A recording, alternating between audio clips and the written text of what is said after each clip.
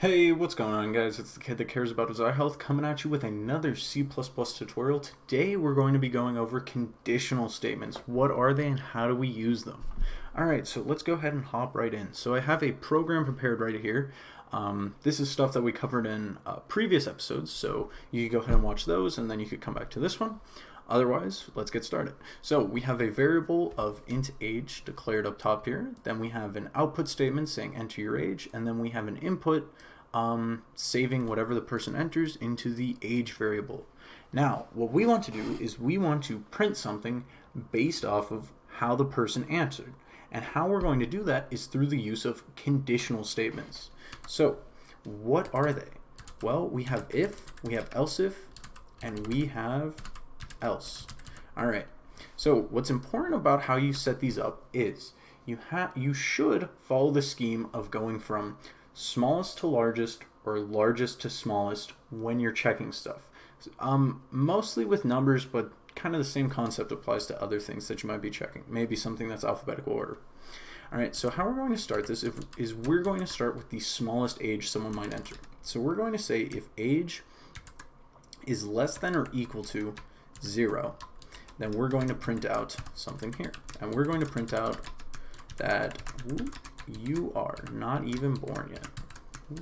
You are not even born yet. Alright, cool. So what's going on here? Basically, what happens is when an if statement's approached, we check the condition inside of the parentheses in front of the if statement.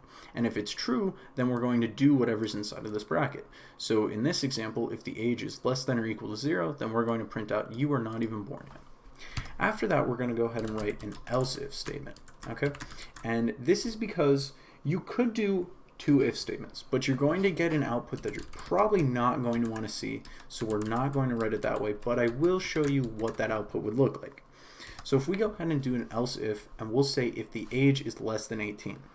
So back to what I was saying when we were talking about going from smallest to largest, or largest to smallest for other cases. All right, this right here is going to check every number 0 to negative infinity, everything that's less than 0, right? After that then, if this isn't true, then we're going to check if the age is less than 18. Having already checked everything from negative infinity to 0, that is not going to include it into this. This is only going to include numbers that are 1 to 17, since we're using less than.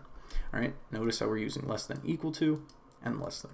Alright, and in this example, then we are going to see out that you are still a minor.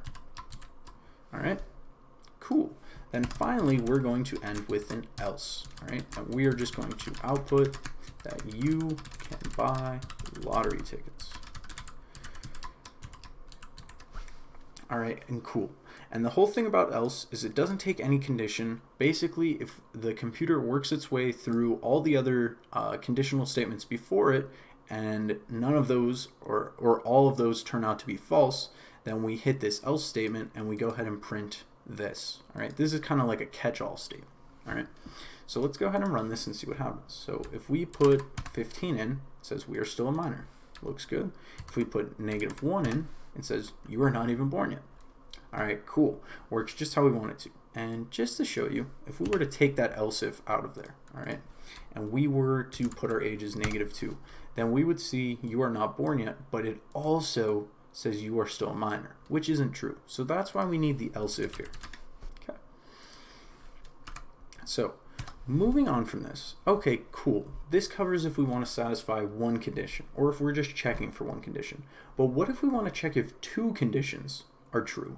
Or maybe if either or of the conditions are true, then we want to do something. Well, let's go ahead and change this program up a little bit. All right, so we're going to comment out this block of code, and that's just doing the hold Control and then backslash, or Command backslash if you're on Mac. All right, and let me just go ahead, and we're going to add a little bit more code in here.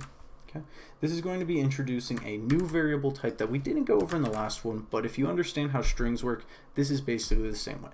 We have something called a char, or a character, and what it does is it does exactly that. It holds a single character, which could be a letter, a symbol, a number, stuff like that. Okay, and what we're going to want to do So we have our output and our input statements set up, okay? And we're going to check Okay, if the age is less than or equal to 15 and, all right, and that is above your 7 key, and the gender is equal to male. Notice how we use single quotes because we're checking characters are equal. If you were using string, you would use the double quotes that you did before.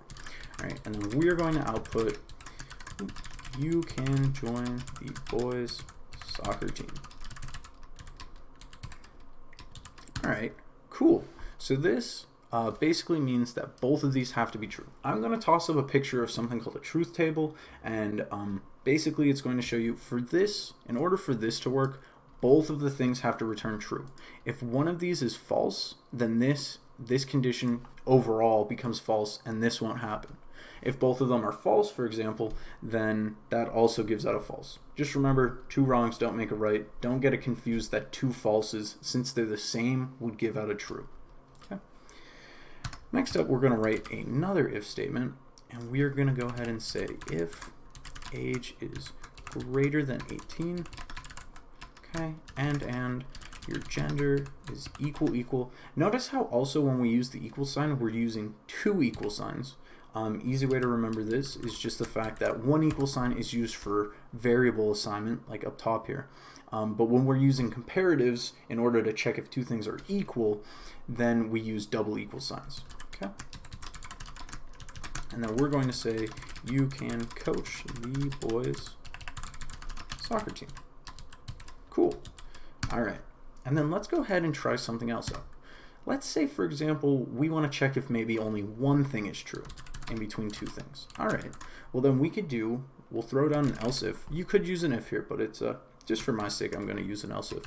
All right. And we're going to say else if age is equal to 60, or, if I could type, or using 2 sort of like flat lines. I don't know the exact name of them, but it's somewhere over on the right side of your keyboard, you'll probably see.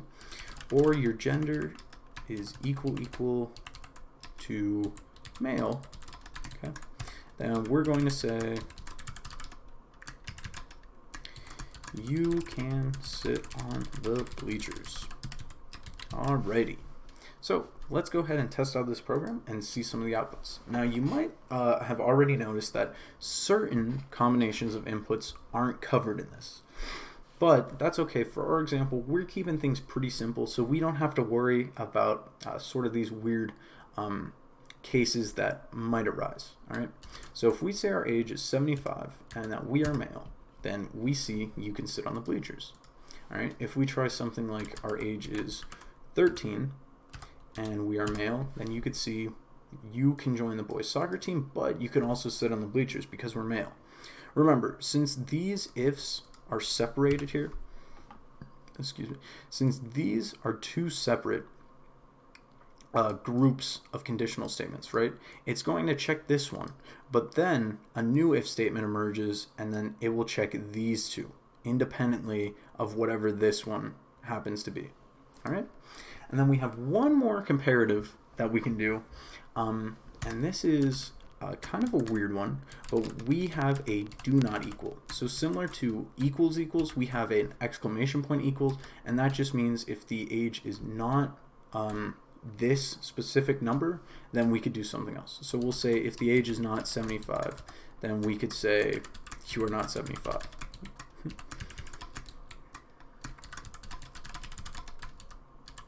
Okay.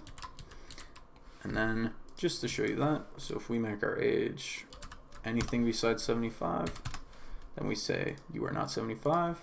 And then if somebody were to put in 75 and male, then we would not get out that information, okay, or this print statement.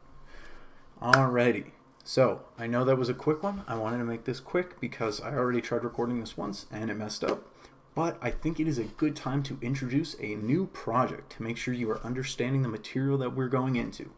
Alright, so the project that I have for you is something really simple, and it's just a calculator. Basically what I want it to do is for it to ask for 2 numbers from the user, and then ask for a math operation, and then depending on what they enter, do the calculation and print it out. Okay, and if that's too simple for you, you go ahead and spice it up with a little ASCII art, or if you happen to come up with another idea while you're writing it, you could try to code that in. I think that's kind of the cool part about coding, is the discovery and ideas that come up as you're coding, and then you could implement that in to make something really cool. So yeah. Alrighty guys, that's going to be all for this episode. I will catch you in the next one.